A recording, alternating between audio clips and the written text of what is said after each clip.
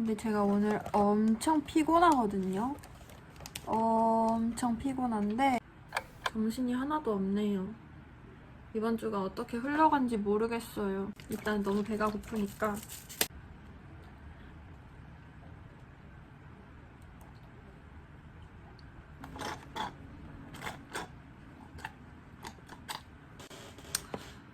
살 것 같다. 이제 말을 할 수 있을 것 같아요. 기출을 언제부터 시작했냐? 어떻게 풀었냐? 몇 번 풀었냐? 복습을 어떻게 했냐? 기출하면서 정병관 교수님 D시리즈도 같이 했냐? 그걸 어떻게 다 하냐? 이지훈 교수님 강의 뭐 듣냐? 하나만 골라주라. 등등등. 저의 플래너가 다시 돌아왔어요. 기출 문제는 언제부터 풀었냐? 9월 셋째 주, 정확히 16일, 정말 9월 중순부터 기출문제를 풀기 시작했습니다. 제가 조금 늦게 시작한 감이 없지 않아 있었어요. 왜냐하면 복습을 해야 될 독해 문제집이 너무 많았고, 정병곤 교수님의 301, 401, 논리, 독해, 문법, 그거 다 복습을 해야 됐기 때문에 9월 첫째 주, 둘째 주를 복습하는데 매진을 했어요. 기출을 풀기 전에. 만약에 독해 그동안 열심히 나름 했는데 그거를 완벽하게 마스터하지 않고 기출을 들어가 버리면 그 문제 푸는 게 너무 아깝지 않나요? 기출 문제는 정말 중요하잖아요. 그리고 내가 이 학교 시험을 보면서 어느 학교가 나와 맞는지, 어느 학교에 좀 더 가능성이 있을 것 같은지 이런 걸 체크해야 되는데 그동안 공부한 거를 완벽하게 습득하지 않은 실력으로 기출 문제를 풀어버리면 이도 저도 아닌 게 되지 않을까요? 기출 문제는 기출 문제대로 이미 풀어서 답을 알아버리고 내 실력은 실력대로 불안정하고 하니까 여러분들도 일주일 더 늦게 기출문제 푸는 걸 시작하시더라도 만약 듣고 계신 커리큘럼의 독해 책을 완벽하게 마무리를 못 하셨다면 빨리 그거를 집중해서 끝내고 단어를 돌리고 있던 거를 확실히 한 번 더 회독을 하고 실전 시험 보는 것 같다라는 그런 마음으로 기출 문제를 시작하셨으면 좋겠어요. 그게 더 기출 문제를 효율적으로 활용하는 첫 번째 방법이라고 생각을 합니다. 제가 처음으로 9월 16일에 외대 2019년 A형을 풀어봤어요. 그리고 그 다음날 외대 2019년 C형을 풀었는데 건국대 2019년 문제도 풀었었네요. 그러니까 9월 중순부터 외대 건대를 하루에 1개에서 1~2개 했습니다. 그리고 푼 다음에 해설 강의는 바로 들으시는 걸 추천해요. 제가 어떻게 풀었는지 기억에 남아있을 때, 그리고 풀면서 헷갈렸던 문제 를 알고 있는 상태에서 바로 해설 강의를 들으면서 혹시 헷갈렸는데 맞았더라도 이 문제는 맞았지만 내가 헷갈렸기 때문에 운 좋게 맞은 거일 수 있기 때문에 복습할 때 다시 이 문제도 확실히 보자는 마음으로 맞아도 헷갈렸던 체크를 해뒀어요. 그리고 9월 중순에 이지훈 교수님의 CHR을 열심히 들었습니다. 저는 CHR이 굉장히 도움이 됐던 것 같아요. 이지훈 교수님 커리 중에서. 그리고 9월 셋째 주, 넷째 주부터 정병곤 교수님의 D시리즈를 시작했어요. 제가 9월 23일 날 처음으로 서강대 2018년 기출을 푼 흔적이 있는데 아주 어렵다고 써놓은 흔적이 있네요. 9월에 정말 공부를 안 한 게 느껴지네요. 9월 모의고사에서 성적이 굉장히 떨어졌잖아요.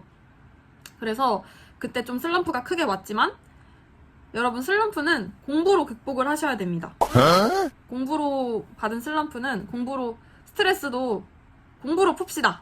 어쩌겠습니까? 저희가 해야 되는 게 공부밖에. 극복하는 방법은 조금이라도 더 재밌는 공부를 찾는 거예요. 조금이라도 더 새로운 영어 지문을 한번 찾아서 읽어본다든지, 학술지 사이트나 이코노미스트에 구독을 하지 않아도 읽을 수 있는 그런 무료 기사가 구글에 검색하면 좀 나오거든요. 그런 거 찾아보면서 주제 찾기 연습이라도 다시 한다든지, 초심으로 돌아가서. 책을 너무너무 보기 싫으면 핸드폰에 기명 편입 복화 퀴즈 그런 어플이 있어요. 거기서 그냥 혼자 단어 맞추기 하면서 단어 맞추기 게임이라도 하세요. 저는 그랬습니다. 전 너무 하기 싫을 때 단어를 계속 맞추는 걸 하다가 만약 모르는 단어가 너무 많으면 스스로 좀 자극을 받아요, 다시. 그래서 좀 정신을 차리고 이랬던 것 같습니다. 10월은 정말 100일 정도 남은 거잖아요. 10, 11, 12? 그래서 100일의 기적을 내가 한번 만들어 보겠다 이런 생각을 했어요. 9월에 많이 성적이 떨어졌고 정말 슬럼프였는데 100일이나 남았다. 10월부터 미친 듯이 공부를 합니다. 하루에 한양대, 외대, 중대 이렇게 시험을 3, 4개씩 본 흔적이 있네요. 모의고사를. 외대, 건대는 꾸준히 하루에 기본으로 한두 개씩 풀었고 그 다음 중대, 한양대를 하나씩 추가한 느낌이었어요. 그래서 컨디션이 좋으면 2, 3개, 컨디션이 안 좋으면 최소 한두 개씩 기출을 10월부터는 매일 풀었습니다. 기출만 하는 게 아니라 독해, 정병권, 이지용 교수님 커리큘럼도 따라가면서 기출을 푸는 거예요. 당연히 학교 중간고사 기간도 있었고 학교 수업, 과제도 들어야 했고 알바도 하면서 인강으로 밤새 공부를 했기 때문에 여러분도 하실 수 있어요. 시간이 부족하다는 거는 핑계일 것 같아요. 제가 체력이 좋은 편이 절대 아니거든요. 그리고 불면증 때문에 9월부터 고생을 많이 했어요. 그래서 비몽사몽인 상태로 거의 살았던 것 같은데 당연히 많이 우울했고 그냥 우울한 상태로도 공부를 했습니다. 9월까지는 학교 도서관 그리고 조용한 카페를 찾아다니면서 공부를 하다가 10월부터는 진짜 집중을 해야겠고 더 새로운 환경이 필요해서 그때 처음으로 스터디 카페를 다녔던 것 같아요. 그래서 열공 스터디 카페를 다녔습니다. 그래서 저의 일과는 수업 가서 수업 때 꼭 필요한 정보만 듣고 남은 시간에는 그냥 노트 펴놓고 단어 외웠고요. 노트북에 워드 페이지 켜놓고 워드로 단어 보고 있었고 그 다음 알바 가기 전까지 짬내서 인강을 듣다가 알바 끝나고 집에 와서 씻고 밤 10시, 11시에 스터디 카페를 갔어요. 그래서 한 새벽 3, 4시까지 공부하고 그때 이제 커피 마시면서 이제는 그 다음 일정이 없는 상태니까 하루 그 학교 가거나 알바 가야 할 일과가 끝난 상태니까 그때 이제 좀 집중해서 기출문제를 풀고 인강으로 해설 강의를 듣고 뭐 4, 5시에 집에 와서 바로 자고 잠이 안 오면 다시 단어 외우고 다시 일어나서 그날 들었던 인강 복습하고 그러고 아침에 겨우 일어나서 학교 수업 가고 이랬습니다. 지금은 왜 그렇게 못 살까요? 그때 어떻게 그렇게 했는지 모르겠네요. 많이 간절했나 봐요. 여러분도 간절하시다면 이렇게 해야 하지 않을까요? 그리고 10월 말부터 그 학교별 서울 상위권 학교별 실전 모의고사가 있었어요. 그래서 제가 10월부터는 기말 모의고사는 못 받고 실전 모의고사만 신청을 해서 봤습니다. 학교별 실전 모의고사. 근데 제가 그래도 10월 23일 날 봤던 서강대 실전 모의고사에서 14등을 하긴 했었네요. 서강대가 제가 느끼기에는 기출문제가 정말 어렵지만 그 대신 답이 깔끔하다고 생각을 했어요. 그리고 너무 어려워서 사람들이 겁을 먹고 서강대는 진짜 어려워. 서강대가 제일 어려워. 이런 인식이 있긴 한데 어려우니까 기회 아닌가요? 다들 어렵다고 생각하잖아요. 서강대는 진짜 잘하는 사람도 어렵다고 생각한단 말이에요. 그래서 성대나 한양대를 사람들이 솔직히 더 노리잖아요. 근데 서강대도 절대 포기하지 마세요. 서강대 기출문제도 열심히 푸시길 추천드립니다. 저는 성대, 한양대는 1차에서 다 떨어졌는데 서강대만 붙었잖아요. 그러니까 다 포기하지 마시고 최대한 그 학교의 기출문제 스타일이랑 친해지려고 끝까지 노력하시고 그 학교 문제는 어떤 스타일로 접근을 해야 하는지 이런 걸 기출 풀면서 느끼는 대로 그리고 해설 강의에서 교수님들이 틈틈이 꿀팁을 말하실 거예요. 이 학교는 이런 게 특징이다. 그런 걸 다 적어 놓으셔야 돼요.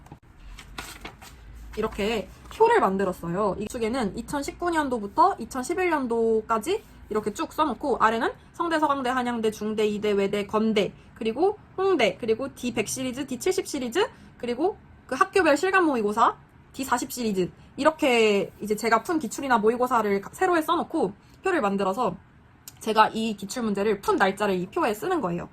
네, 제가 9월 달에는 D100 시리즈랑 외대 기출문제를 푼 날짜들이 이렇게 적혀 있어요. 9월 달에 풀었다고. 그리고 10월 달에 11월 달에 D70 시리즈랑 서강대, 한양대를 풀었고 11월, 12월에 성대, 중대를 열심히 풀었네요.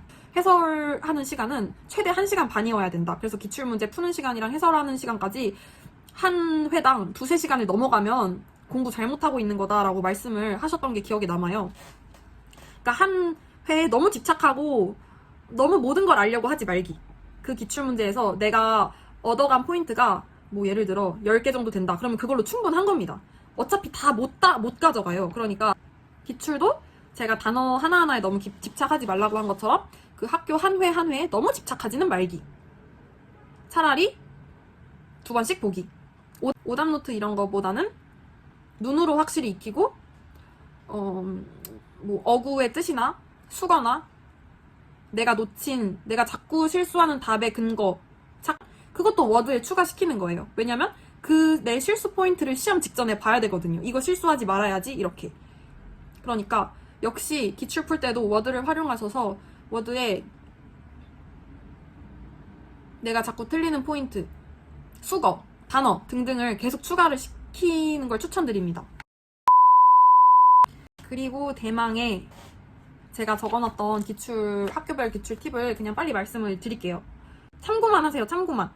이게 진리라는 게 절대 아니에요. 그리고 제가 풀었던 기출들, 제가 준비했던 연도들까지의 학교별 특징이기 때문에 또 1, 2년 사이에 조금 뭐가 더 추가됐을 수도 있고 유형이 아예 바뀌었을 수도 있고 하잖아요. 학교는 서성한, 중대, 이대 이렇게 5개예요. 성대부터 말씀을 드려볼게요. 성대는 문법이 그리 깊지 않다. 그리고 분사를 좋아한다 라고 했어요. 여러분이 성대 문제를 푸시면 알겠지만 굉장히 지문이 생각보다 쉬워요. 서강대, 한양대보다 뭔가 내용을 이해하기가 더 쉬워요. 근데 선지를 고르면서 헷갈려요. 답이 2개인 것 같아. 아니면 답이 없는 것 같아. 아니면 다 답인 것 같아. 막 이렇단 말이에요. 그래서 성대를 풀 때는 무조건 문제를 먼저 보고 지문을 읽을 때 힘을 조절하자. 가 포인트였어요. 그리고 성대 지문이 생각보다 명쾌하기 때문에 보기로 변별력을 가른다고 하셨거든요. 그래서 보기가 이 말도 맞고 저 말도 맞는 게 있는데 이 말이 맞다고 확실히 이걸 골라버리면 안 되고 5개 선지를 그래서 다 봐야 돼요. 성대는. 그래서 완벽한 답을 찾으려고 한다기보다는 베스트 선지를 고르자. 5개 중에 가장 옳은 걸 고르자. 이게 포인트예요. 그래서 성대 선지는 가치 판단을 해야 한다고 하셨어요. 저도 그걸 항상 염두에 두고 있었고 근데 제가 솔직히 말하면 이걸 잘 못했어요. 그때 이게 저는 좀 헷갈리고 너무 어렵더라고요. 답이 기면 기고 아니면 아니고 어려운 게 낫지. 차라리 단어가 어려운 게 낫지. 다 답인 것 같으니까 너무 헷갈리는 거예요. 선지에서 그래서 조금 아웃시켜야 할 친구들의 특징은 should나 뭐 나대로 never 같이 그런 100% 긍정 혹은 100% 부정의 선지가 있으면 그건 좀 답이 될 확률이 굉장히 레어하다를 염두에 두시고 만약 성대를 좀 더 집중 공략하고 싶다 이러면 기출로 부족하시면 탭스 RC를 푸는 것을 추천드립니다. 제가 인강을 들으면서 인강 선생님들께 이제 들었던 말들을 써놓은 거예요. 제 생각이 아니라. 네. 서강대는 이분법을 진짜 열심히 해야 된대요. 그리고 단어의 뉘앙스까지 알아야 한다. 어쩌면 제가 단어를 정말 열심히 외웠기 때문에 변별력이 조금 생겼을 수도 있을 것 같기도 하네요. 그리고 문법에서 컴마 있죠, 컴마. 컴마가 틀려서 틀린 문법이 나올 수도 있다는 거. 서강대 논리 문제도 뉘앙스와 문법을 고려하고 풀자. 그 선지의 단어가 맞아도 문법이 틀리면 틀리는 선지가 있을 수 있기 때문에 논리도 뉘앙스랑 문법을 보자. 그리고 서강대 독해 포인트는 3가지 뭘 써놨냐면 빈도 오류, 그러니까 always인데 sometimes라고 써놨다든지 범주 오류, 전체가 아닌데 전체라고 써놨다든지 일부분인데 전체라고 써놨다든지 그리고 마지막으로 주객 혼재, 주체와 객체의 위치를 바꿔서 예를 들어 내가 너한테 뭘 한 건데 너가 나한테 뭘 했다 이런 식으로 선지를 주객을 바꿔서 써놓은 경우 이 3가지가 서강대 독해 포인트라고 써놨습니다. 그리고 한양대는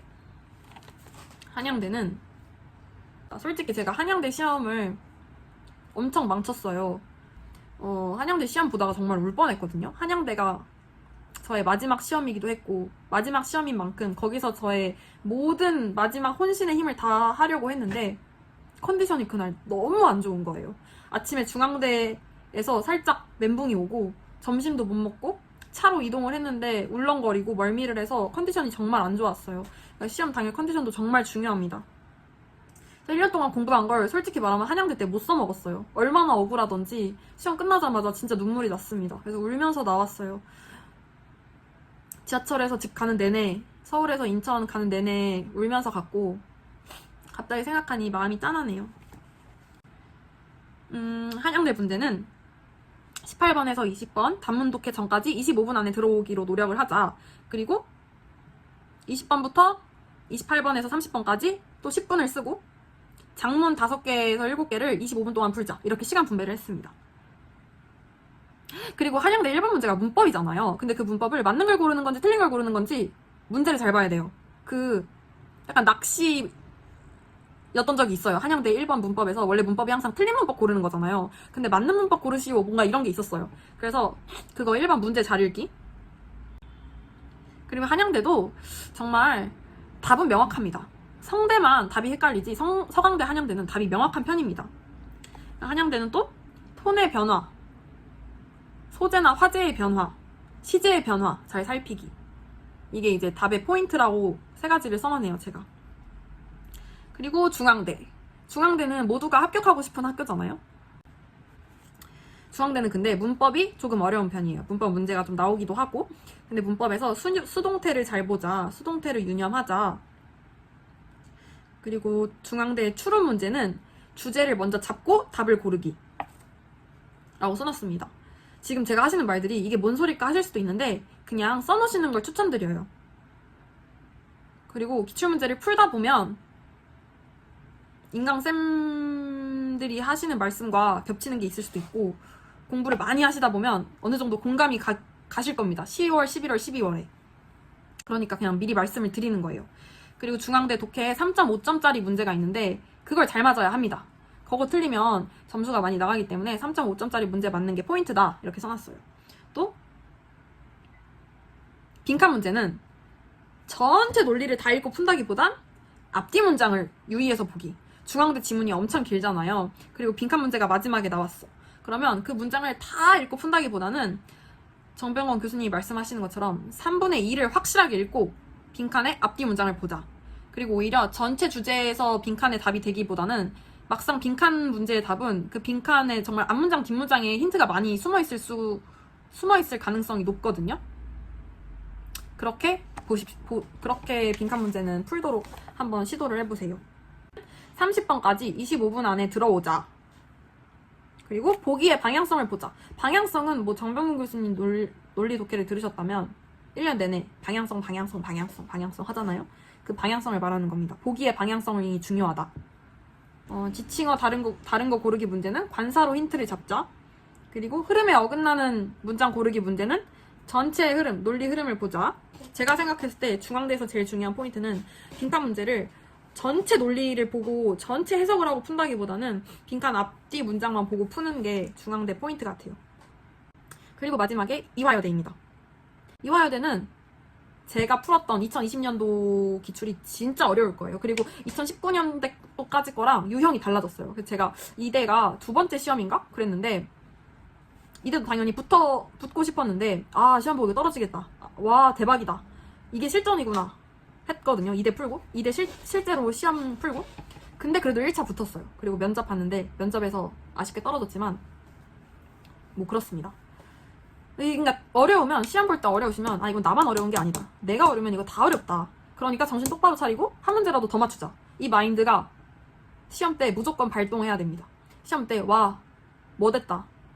하나도 못 풀겠다. 이러는 순간 루즈 하는 것 같아요. 와 뭐 됐다 생각이 들면 지금 남들 다 멘붕이다. 여기서 정신 차리면 내가 합격한다. 오히려 개이득이다. 이런 마인드로 시험을 푸셔야 합니다. 기출문제 풀 때도 너무 많이 틀린다고 좌절하지 마시고 이 기출은 다 어려웠나 보다 뭐 이렇게 생각을 하세요. 그리고 저는 학원을 안 다녀서 이제 남들과 점수를 비교한다든지 뭔가 그런 은밀한 기싸움? 경쟁? 이런 걸 당연히 못 느꼈었는데 혹시 뭐 그러신다면 너무 그러지 마시고 그냥 혼자 하는 공부에 집중을 하세요. 이대는 문법의 한계가 엄청 어려울 거다 이렇게 말씀을 하셨었어요. 그리고 어휘가 쉬우면 문법이 어려울 걸 예상을 하고 어휘가 많이 어려우면 문법이 좀 쉬울 거다 이렇게 생각을 하고 문제를 풀면 어휘가 어려워도 당황하지 않고 문법이 쉬울 거야 이런 마인드로 그리고 어휘가 쉬우면 문법은 좀 더 어렵겠다 이렇게 긴장해서 풀 수가 있겠죠. 그리고 논리는 앞을 잘 잡고 앞을 잘 잡으면 뒤는 오히려 쉽다 논리가 투 블랭크예요. 아마도 이화여대가. 그래서 A 블랭크를 잘 풀면 B 블랭크는 쉬울 거다 이런 느낌인 거죠. 정병건 교수님이 말씀하시길 D 시리즈를 열심히 하시다가 이대는 무조건 붙어야죠. 여자아이들 특히 이런 말씀을 하셨었어요. 이대는 붙어야 한다. 시험을 절대 못 풀게 내지는 않으니까 주눅 들지 말고 다른 보기들이 애매해도 답은 선명할 것이다. 저는 2020년도에 이대 풀 때 답이 선명한지 잘 모르겠던데요. 너무 어려웠어요. 그때 무슨 포엣, 뭐 시가 나오고 문학 작품이 나오고 그냥 대멘붕이었습니다. 이대 실전 시험에서. 그리고 이제 이대 순서 문제가 있는데 당연히 구정보에서 신정보, 그리고 상위 개념에서 하위 개념으로 내려오기. 이게 무슨 뜻이냐면 이거 이해를 하시려나 지금 내가 하는 말들 다? 그러니까 예를 들어 제가 치킨을 좋아해요. 그러면 치킨이 상위 개념이죠. 그럼 치킨의 하위 개념은 프라다, BHC, 교촌 이런 거겠죠? 그러니까 교촌, 프라다, BHC가 나오기 전에 치킨이라는 개념이 위에 있을 거다. 뭐 그게 먼저 와야 된다. 이게 지금 그 순서 문제에서 상위 개념 다음 하위 개념이 와야 된다 이 말입니다. 그리고 구정보에서 신정보는 옛날에 나는 피자를 좋아했지만 이제는 치킨을 좋아한다 뭐 이런 거죠. 그래서 구정보에서 신정보.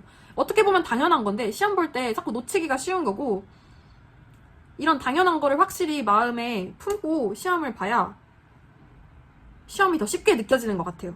그냥 와 모르겠다, 와 어떻게 풀지? 이런 생각 안 들고 그래 구정보 신정보를 찾아내자, 그래 상위 개념 하위 개념을 찾아내자, 이런 마인드로 시험을 접근할 수가 있어서 이런 당연한 걸 그냥 외우고 계시는 게 도움이 되실 겁니다. 제가 지금 이거 읽어드리는 게 다 도움이 됐으면 좋겠는데 아직 기출을 많이 안 풀어보셨다면 공감이 안 되겠지만 기출 앞으로 푸실 때 꼭 도움이 되실 거예요. 기출 다시 한번 다 돌려보고 영상을 한번 다시 봐보세요. 네, 비교를 해보세요. 그리고 이화여대는 독해를 뒷부분까지 잘 읽어야 한다. 아까 중대는 독해, 장문 독해를 다 읽기보다는 3분의 2를 확실히 읽고 뭐 이런 말을 했었잖아요. 근데 이화여대 독해는 뒷부분까지 잘 읽어야 된다. 그리고 infer, 추론 문제 틀리면 안 된다. 왜냐? 배점이 제일 높기 때문에. 그리고 당연히 이분법, 반대말 잘 잡아야 되고 큰 흐름에서 맞는 말을 고르려고 노력해보자. 도저히 못 풀겠다면 큰 흐름에서 맞는 말을 고르려고 노력해보자. 그리고 이대의 마지막 포인트가 더블 블랭크 문제들이잖아요. 더블 블랭크 문제가 이제 막 10개 이렇게 나오는데 더블 블랭크는 쉬우니까 틀리지 말자. 뭐 다 쉽다고 써놨네요? 어이가 없네요. 근데 이렇게 쉽다고 생각을 세뇌를 하는 게 결국에 저한테 더 좋은 것 같아요. 이게 쉽다고 생각을 한다고 공부를 안 하는 게 아니잖아요. 그냥 문제를 접근할 때 좀 더 자신감이 생기고 주눅 들지 않고 이거 쉬운 거야, 풀 수 있는 거야, 별거 아니야 이런 마인드로 공부를 할 수 있게 되니까 스트레스를 덜 받고 이런 점에서 그냥 쉽다고 생각하는 게 좋은 것 같습니다. 저의 소울메이트 핫식스입니다. 근데 이번에 새로운 맛이 나왔더라고요. 민트색으로.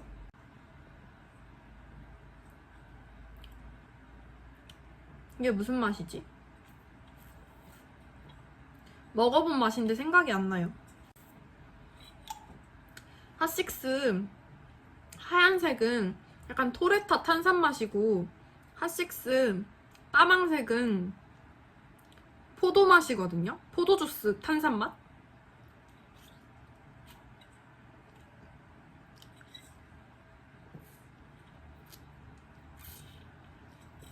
이게 무슨 맛일까요? 이걸 무슨 맛이라고 하지? 근데 맛있어요. 10칼로리 정도밖에 안 되고 까망색도 10칼로리고 이거 민트색도 15칼로리인데 카페인은 100mg? 어쨌든 좋네요. 살 안 찌고. 그리고 기출 푸는 양은 컨디션 좋은 날은 저는 3, 4개까지 풀었었고 컨디션 안 좋은 날은 1개만 풀기도 했고요. 기출만 푼다고 장땡이거나 기출만 푼다고 공부를 많이 하고 있는 게 절대 아니고 기출 풀면서 원래 계속 반복 회독해오던 단어랑 문법도 계속 돌리기. 근데 문법 하나만 말씀드리자면 문법은 사실 상반기에 개념을 많이 끝내셨어야 해요. 저는 문법을 5, 6월에는 하루에 문법을 3시간씩 열심히 했어요. 그리고 7, 8월에는 그거의 반절. 하루에 1시간에서 2시간 정도만. 그리고 9월에는 그거의 반절. 하루에 30분 정도만 복습하기. 안 까먹도록 그렇게 했습니다. 일단 오늘 또 이렇게 영상 하나를 찍어버렸네요. 뿌듯합니다. 여러분들에게 이번 영상도 도움이 많이 되셨으면 좋겠고, 제가 사실 바빠져서 영상을 계속 올릴 수 있을지 모르겠는데, 어쨌든 제가 말씀드리고 싶었던 건 제가 편입 유튜버가 될 생각은 사실 없었다는 거. 하지만 그냥 제 경험을 공유해드리고 제가 도와드릴 수 있는 부분에선 최대한 도움을 드리고 싶어서 이렇게 영상을 찍는 거니까 참고하실 부분만 참고하시고 공부에 도움이 될 수 있는 얘기들만 뽑아서 활용을 하실 수 있었으면 좋겠습니다. 일단 오늘은 이렇게 마치겠습니다. 안녕. 제가 저번 단어 외우는 영상에서 독해 지문을 복습하면서 확실히 아는 지문은 찢어서 버려라, 그런 마인드로 복습을 해라, 이렇게 말씀을 드렸었잖아요. 더 정확하게 그 독해 공부 방법에 대해서 설명을 첨언하자면, 책이 엄청 두꺼운데 그걸 언제 또 한 장 한 장 찍고 있어요. 그러니까 확실히 아는 지문은 X를 치고 다시 복습을 이제 안 해도 될 것 같다 하는 지문은 사인펜 같은 걸로 X를 확실하게 쳤어요. 그리고 내가 생각했을 때 중요하다고 생각해서 다시 복습을 해야 될 것 같은 지문은 형광펜을 치고 넘어가고, 근데 시험장에 가져갈 독해 지문 역시 추려내야 돼요. 그래서 저는 시험장에 가져갈 독해 지문이 이거였나봐요. 딱 이 정도밖에 안 됐던 것 같아요. 이게 이제 마지막에 시험장에서 보고 싶었던 독해 지문인데, 그냥 솔직하게 이게 어떤 교재였는지 말씀을 드리자면, 이지훈 교수님의 세질기가 있었어요. 세상에서 제일 중요한 기출? 뭐 그런 거였어요. 세질기에서 이제 몇 가지 지문들을 제가 찢었던 흔적들이 있네요. 그래서 출제 확률이 높다라고 수업 시간에 언급을 하셨을 때는 항상 그런 건 다 메모를 해놨어요. 아, 이거 출제 확률 높음 이렇게 써놨고, 그러니까 복습을 할 때는 틀린 선지는 되도록 보지 마시고 맞는 선지만 보고 넘어가는 것도 시간을 단축해서 복습을 하는 효율적인 방법이에요. 여기 이 글을 쓴 필자의 목적은? 이란 문제가 아래 나와 있어요. Author's purpose가 나와 있는데, 이런 문제는 그대로 출제될 가능성이 높다라고 자주 언급을 하셨었어요. 그래서 이 지문 같은 경우에는 change the focus of a field of study 해서 이 지문의 그냥 주제 자체를 아예 암기를 해버리는 거죠.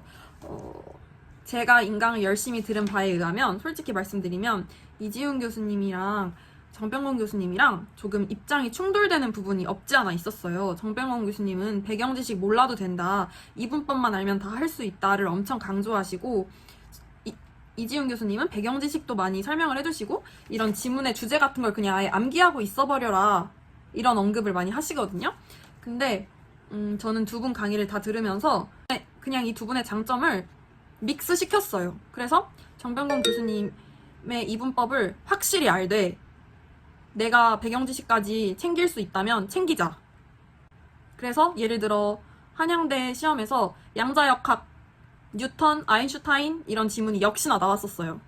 그때 지문을 읽지 않고도 양자역학의 개념에 대해서, 제가 양자역학을 다 설명할 수 있다는 게 아니라 양자역학이 말하고자 하는 큰 개념에 대해서 확실히 알고 있었다 보니까, 그리고 뉴턴에서 아인슈타인으로 넘어가는 과학사를 어느 정도 큰 개념 틀은 알고 있었다 보니까 지문을 보고 당황하거나 겁먹지가 않을 수 있어요. 그래서 이지훈 교수님 수업의 장점은 좀 쫄지 않게 만들어주는 것 같아요. 그래도 배경 지식을 알고 있기 때문에. 근데 방심하면 안 돼요. 실제 문제를 풀 때 아, 내 배경 지식이 무조건 오라 라는 마인드로 너무 문제를 간과하면 안 되고,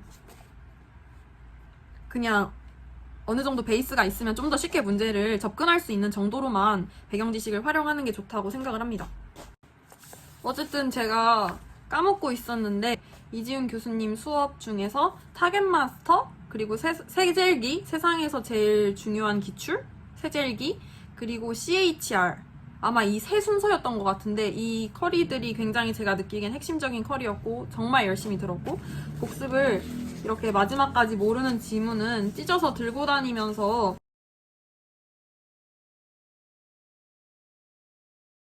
When I think about the way